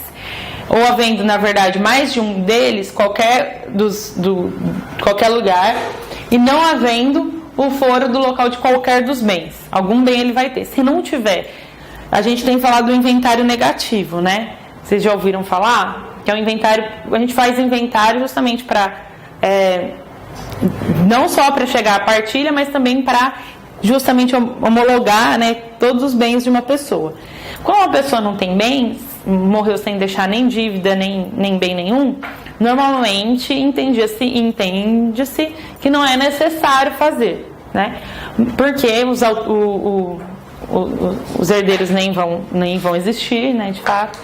Mas o que acontece? Justamente para regularizar a situação, em alguns casos específicos, casos de casamento, sabe aqueles casamentos de gente mais idosa, tem que comprovar, né, que separou certinho, não ficou com nada, se ficou, tem que provar que essa coisa já foi dada para as pessoas certas, né? Então, para evitar problema, não está explícito, mas todo mundo tem feito e falado, e a doutrina também se posicionando e a jurisprudência aceitando esse inventário negativo. O inventário só para dizer que não tem bens. E nesse caso de inventário negativo, qual seria a competência? Porque toda a competência aqui. Aí volta, né, no último domicílio do autor da herança. Se não souber, eu acho que teria que pesquisar jurisprudência. Me veio agora essa ideia, que eu pensei no inventário negativo agora, mas eu imagino que por lógica processual você possa entrar então no seu foro, né, no caso o foro do inventariante. Acho que o juiz não falaria nada, mas eu não sei. Caso alguém aí então pesquisar, me avisa. Vou pesquisar. Aliás, depois preciso falar sobre o dano social. Pesquisei.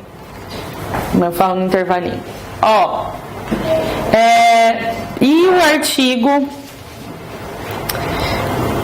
O próximo artigo, então. Esse fala, então, direito sucessório, exceção. Então, essas regras gerais. Seria exceção, direito sucessório, né? Que está no outro artigo. Direito sucessório, o autor. Onde está, ou seja, o de cujos. Foro o último domicílio. Cujos.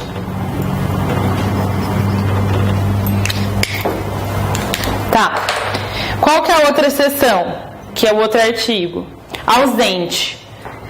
Foro do último domicílio do ausente. Tá onde isso? 49. A ação em que o ausente for réu será proposta no foro do seu último domicílio. Também competente para arrecadação, inventário, a partilha e o cumprimento das disposições testamentárias.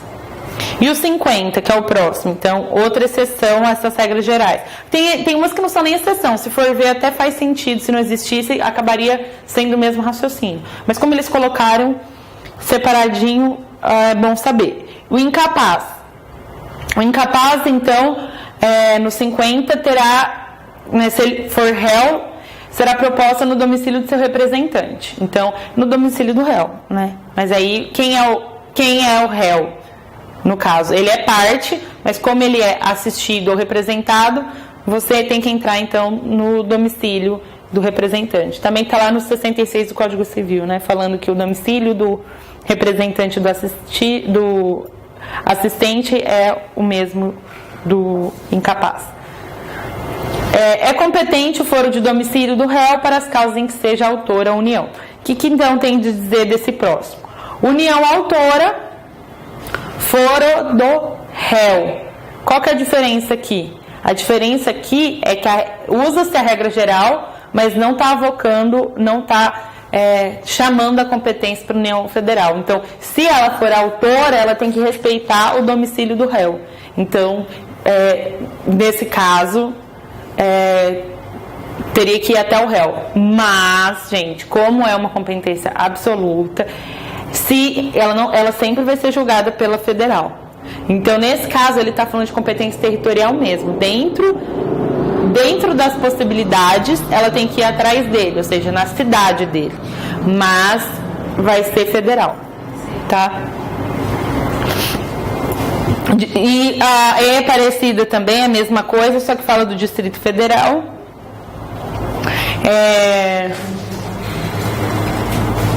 O 52 fala do domicílio do réu. Não, o 52 é do Distrito Federal, desculpa. O 53, uma chatice esse artigo 53.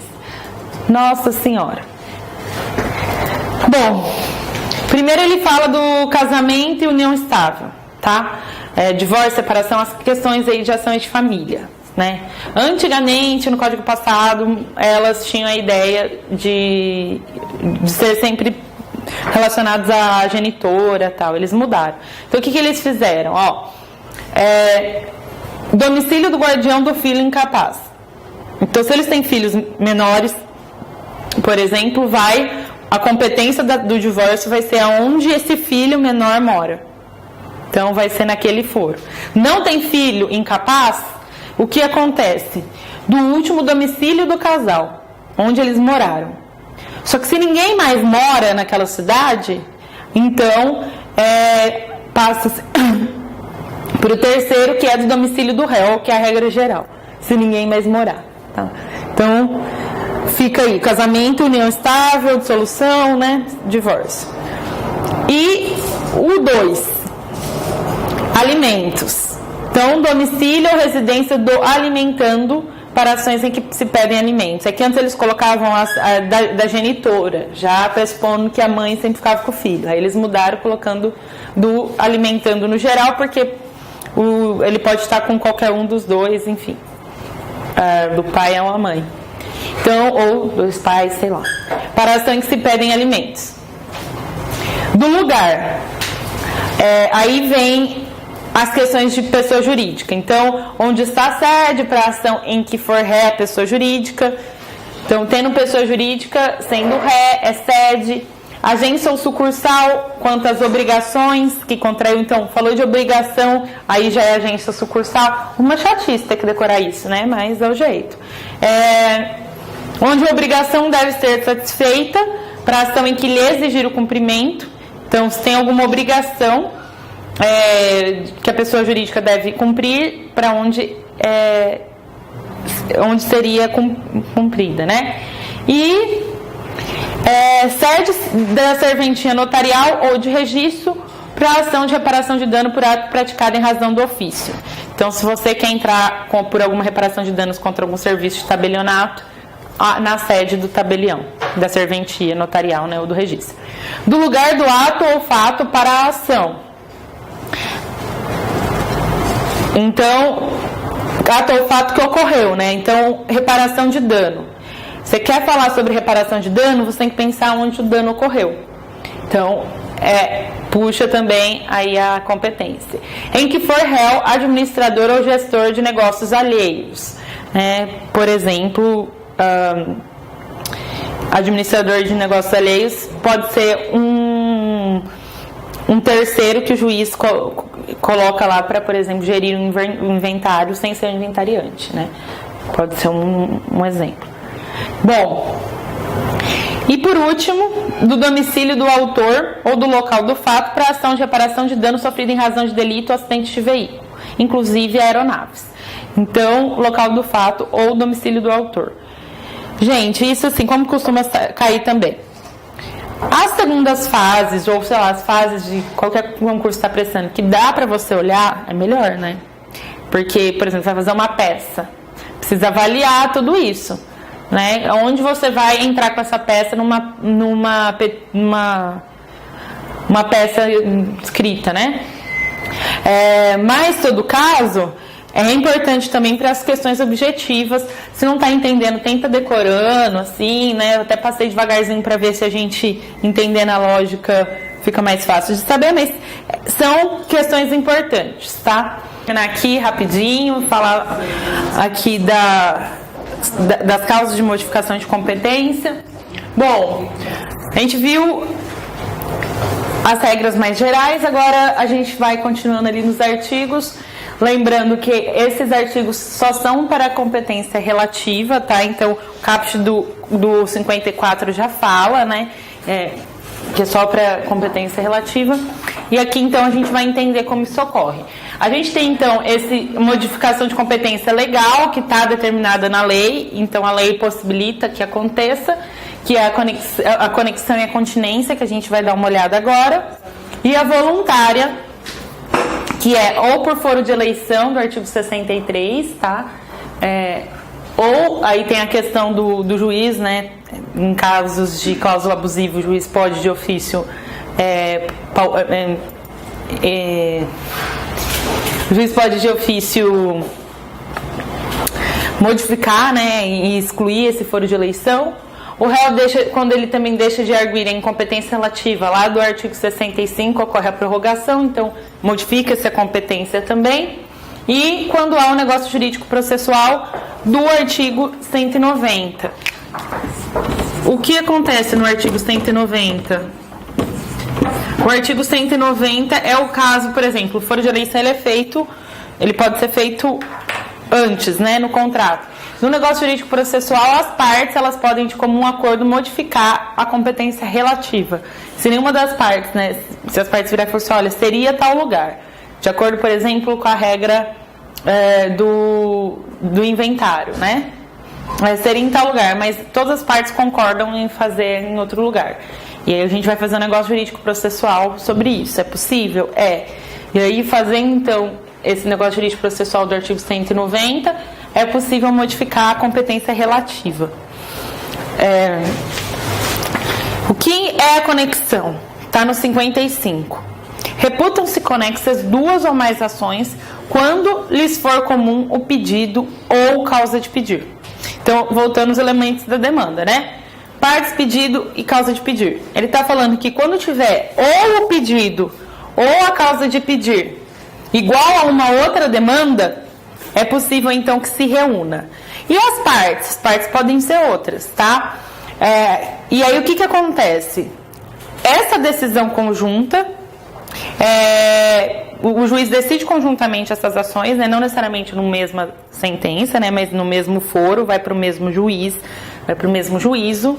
E o parágrafo 1º coloca só uma exceçãozinha lá, né? Os processos de ações conexas serão reunidos para decisão conjunta, salvo se um deles já houver sido sentenciado. Então, no caso de já haver sentença em algum processo que seria conexo, aí não é possível, então, essa conexão, tá?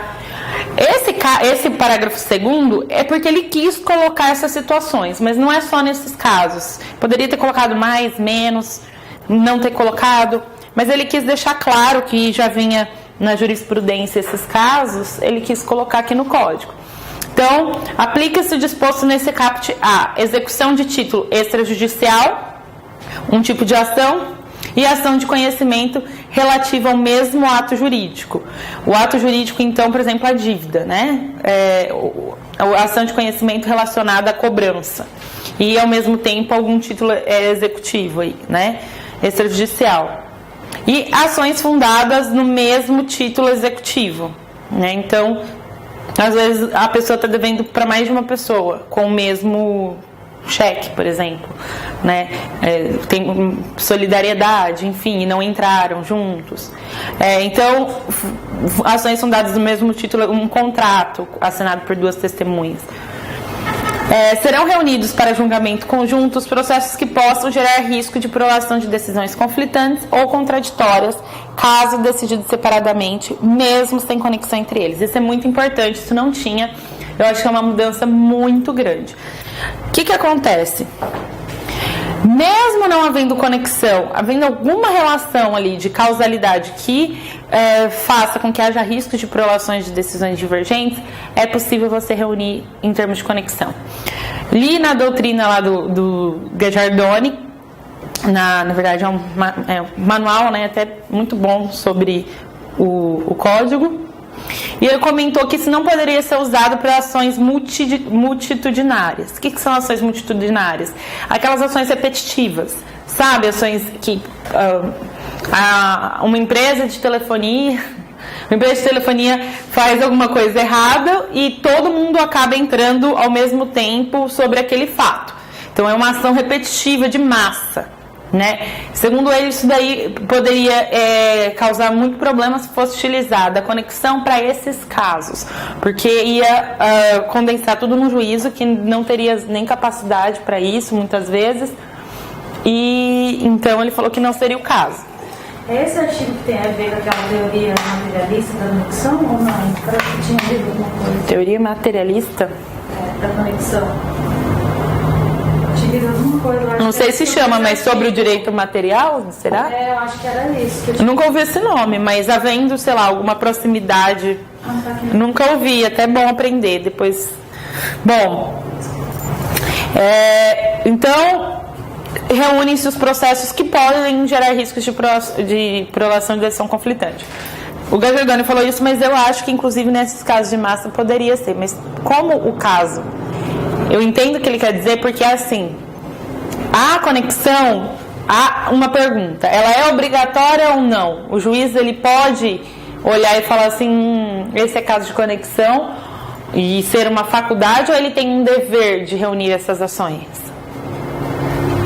Segundo dizem, olha aqui que tá, serão reunidos...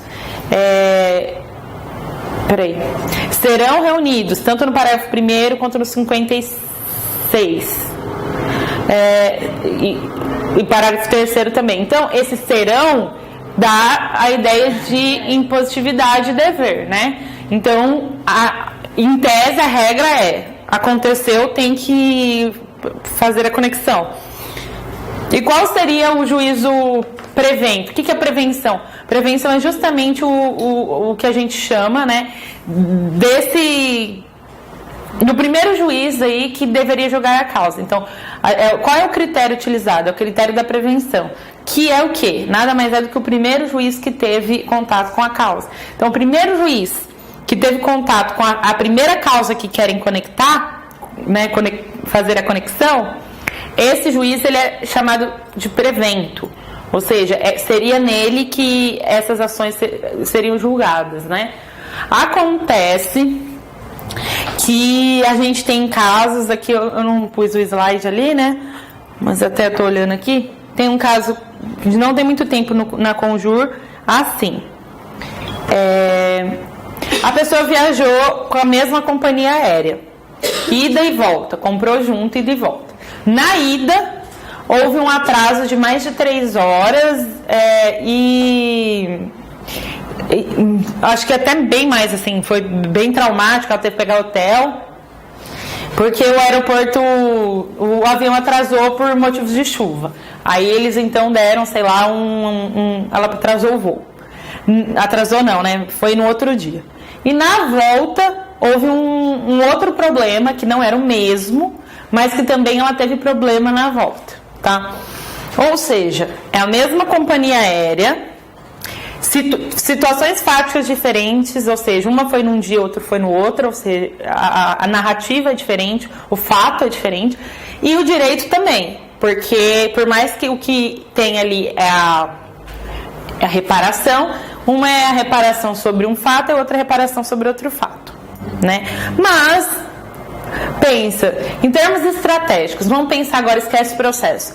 É melhor, nesse caso, que o juiz julgue tudo junto ou que ele julgue separado?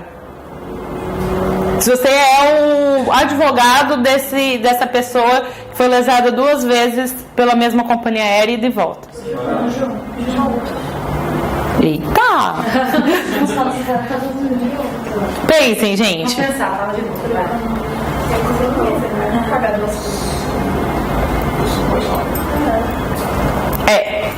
Tem a questão das... Então, realmente, não tem a questão das custas. Mas qual que é a tendência do juiz? A questão de dano moral ou dano material ela é muito subjetiva. É mais fácil, talvez, é uma questão estratégica. Se a pessoa quiser arriscar, é mais... assim, ela teria talvez mais chances de ganhar mais dinheiro se o juiz não soubesse que ela foi lesada 2 vezes, né? Assim, tipo, porque talvez ele fale assim, ela não vai poder enriquecer ilicitamente, houve um dano, mas ele meio que vai juntar tudo como se fosse uma coisa só, né? Talvez ele poderia pensar também, foi 2 vezes, então eu não sei. Só que o advogado desse caso pensou mais desse sentido. E ele entrou, né? Na verdade, essas ações foram reputadas conexas, ele recorreu para que fossem desmembradas. E conseguiu.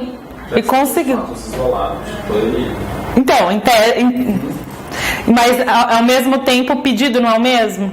Sim, mas a causa de pedir não. Então, mas é o pedido ou causa de pedir, não é? Quando ele for como um pedido ou a causa de pedir. Mas você pode dizer que o pedido não é o mesmo, porque a reparação, por exemplo, não se liga ao mesmo fato. Então, o pedido em si, você vai pedir condenação em razão disso. Então, você pode interpretar que não é o mesmo pedido. Porque a gente interpreta o pedido à luz da causa de pedir. Eu concordo, mas... Enfim, dá discussão. Mas em tese, se então se considera o pedido a mesma coisa, seria um dever do juiz. Nesse caso, além deles, a discussão não foi nem tanto se era o mesmo pedido, não era e tal. Nesse julgado que... Depois, deixa eu ver aqui se eu coloquei o nome. TJ do Rio de Janeiro. Ele termina falando assim, eu não coloquei o número aqui, tá, gente? Mas no Conjur que saiu não faz muito tempo. Não, tem aqui. RESP 1366 de 921. Uma decisão que eu achei interessante. Mas assim, Peraí. Não há, se cair, a regra é dever, tá? Mas eu acho que é possível essa relativização. Até porque, se o juiz não... o que acontece também com o juiz que não cumpre esse dever? De conexão aí, de... Nada, né? Então, de uma certa forma, é uma faculdade. Porque, assim, é um dever que não tem consequências. Então, se ninguém fala nada e ele não fizer, não causa algum... Não é algo que depois poderia alegar uma nulidade. Então, porque aí já foi, né? Tudo que poderia ter sido feito não faz sentido depois alegar vício, porque a ideia seria, né, utilizar. E aí então fica, a reunião dos processos por conexão configura faculdade atribuída ao julgador, sendo que o artigo 105 do Código de Processo Civil concede ao magistrado certa margem de discricionariedade para avaliar a intensidade da conexão e o grau de risco de ocorrência das decisões contraditórias. Então, nesse caso, ele falou, não vai ocorrer decisão contraditória, né? Então, acho que foi isso, eu queria ler. Realmente, nesse caso, são duas ações que poderia até, foram conexas, né? Justamente por causa desse entendimento que seria, né? A mesma causa de pedir, ou talvez o mesmo pedido, mas depois entenderam que eram coisas diferentes. Bom, o que eu, sinceramente, eu acho o seguinte, como o parágrafo 3º ele abre, né, essa margem, só contando que às vezes nessas ações multitudinárias aí, ou ações repetitivas de massa, a questão da doutrina dizer que não seria cabível só em casos, né, que não tivessem essa proporção, a ideia foi justamente investir no que eles tentaram fazer durante o código inteiro, com os precedentes e tal, evitar as decisões contraditórias. E o 56, dá-se a continência entre duas ou mais ações quando houver identidade quanto às partes e a causa de pedir, mas o pedido de uma, por ser mais amplo, abrange o das demais. Ou seja, é uma conexão com regrinhas. Como assim? Nesse caso, uma ação é a continente, né, e a outra é a... Então, o que acontece? Por exemplo, um contrato em que se discute aí a nulidade do contrato. Essa é uma discussão. E a outra ação discute a nulidade de uma cláusula abusiva, né? Do mesmo contrato. O que acontece? Olha, a causa de pedir é diferente, o pedido é diferente, né? Só que, na verdade, o pedido em si não é, pode até ser diferente, mas o que aqui está falando? Ó, quando das continentes dos mais quando houver identidade quanto às partes e a causa de pedir, mas o pedido de uma, por ser mais amplo, abrange os demais. No fim das contas, o que acontece? Ele anulando o contrato, a cláusula abusiva que ele também... Qual é o efeito que ele pretendia com a anulação da cláusula abusiva? Ele talvez, então, anulando o contrato, e se tem duas ações, né, correlatas, então significa que uma ação teria que ser... Se o juiz decidir sobre a anulabilidade, que é a maior, que é a ação continente, a ação contida, que é essa da cláusula abusiva, ela naturalmente, né, já vai ser decidida. Então, o efeito é o mesmo da conexão, que é a reunião de processos no juiz prevento, que está lá no 58, mas, olha lá, o 57. Quando houver continência e a ação continente tiver sido proposta anteriormente, no processo quando houver continência e a ação continente, a maior, tiver sido proposta anteriormente, no processo relativo à contida, será preferida sentença sem resolução de mérito. Caso contrário, as ações serão necessariamente reunidas. É isso.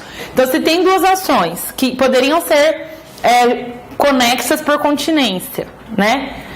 só que uma já foi decidida, a maior, ou seja, o contrato já está anulado, por que você vai querer vir discutir a abusividade? Ou seja, o juiz vai pegar, vai extinguir sem resolução de mérito, porque a grandona, que é a Continente, já elucidaria a questão. 59, né, aí fala do juiz prevento, e elas estão então decididas simultaneamente, né, a reunião, quando se reúne ou por conexão ou continência. O 59 diz que o que torna o juiz prevento é o registro de distribuição, assim como também a competência, né? O 60 diz que sobre questão de imóvel situado em mais de um estado, né? Aí diz então que a competência territorial desse juiz prevento vai se estender-se sobre a totalidade do imóvel. Então, se tiver uma discussão sobre aquela competência, o juiz prevento acaba ganhando ou perdendo, né? Porque os juízes não querem mais ações, né? Seria bom se livrar. A ação acessória será proposta no juízo competente para a ação principal. Em relação qual isso? Se você, por exemplo, deixa eu tentar pensar num exemplo de uma ação principal e uma ação acessória. Paternidade e... você pode pedir, por exemplo, cumulativamente, mas se você entra numa ação pedindo a paternidade para depois pedir os alimentos, aqui está falando que você então tem que entrar com essa ação acessória no mesmo lugar que você entrou com a principal, né? Então, se você já tiver pedido a investigação de paternidade e quiser aí nesse meio tempo pedir alguma coisa relativa a essa ação principal, por exemplo, alimentos, você não pediu cumulativamente, então você tem que entrar com uma nova ação e vai ter que então lembrar dessa regra de prevenção, que essa ação anterior já tinha um juízo competente e ela deve seguir lá. A competência determinada em razão da matéria, da pessoa ou função, então aqui ele colocou aquele critério que eu tinha colocado na lousinha. É inderrogável por convenção das partes. Então, o que ele está querendo dizer é que esses critérios determinam a competência absoluta. Esse artigo 62 diz que a gente já falou. Aquela vez que eu pus na lousa, eu coloquei competência absoluta e competência relativa. É isso que ele está falando.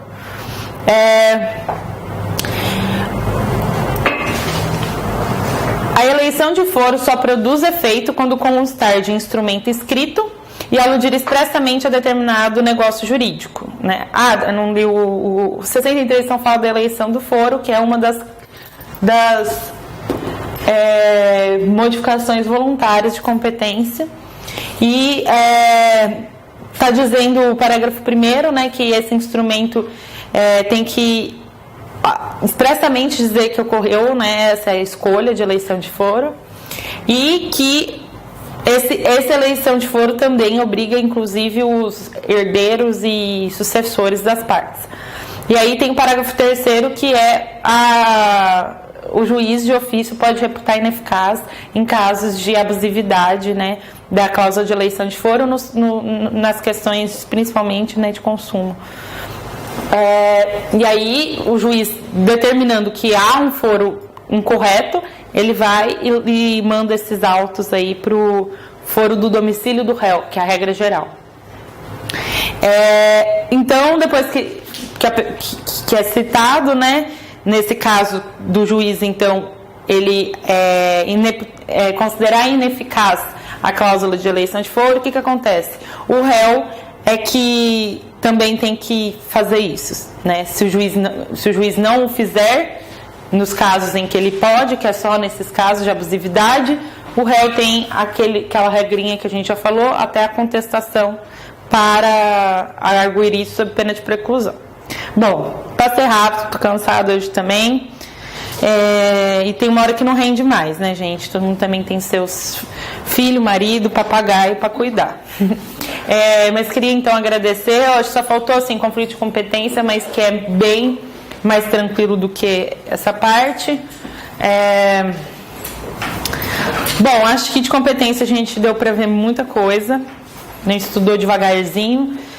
Coloquem os post-its nas casas de vocês e força aí pro estudo que tá chegando, o concurso. Até mais, gente. Adoro, Paulo.